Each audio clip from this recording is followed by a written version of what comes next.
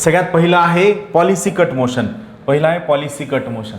पहा policy cut काय, तुम्हाला ते पूर्णच्या पूर्ण धोरणच आवडलेलं नाही. म्हणजे समजा एखादं धोरण मांडलं गेलं आणि या धोरणाला समजा अर्थमंत्री म्हणले की या धोरणाला 1000 कोटी द्या, पण तुमचं म्हणणं आहे की हे धोरण थोडंसं चुकीचं आहे, या धोरणामुळं या देशातील गरीब, शेतकरी वर्ग, मजूर वर्ग, दलित वर्ग किंवा अतिपिछडा वर्ग याच्यावर खूप मोठं नुकसान होऊ शकतं, आणि तुमचं म्हणणं आहे की हे धोरण मला मान्यच नाही आहे.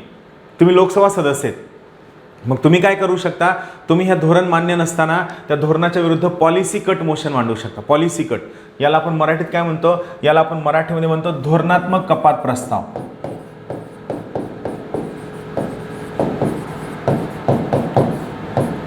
इथं आपण काय म्हणतो, म्हणजे तो सदस्य काय म्हणतो, माननीय अध्यक्ष महोदय, मला या धोरणाच्या विरुद्ध पॉलिसी कट मोशन मांडायचं आहे. या अनुदानाच्या मागणीला जे 10,000 कोटी रुपये दिलेत हे सर्वच्या सर्व पैसे व्यर्थ आहेत, वायफळ आहेत.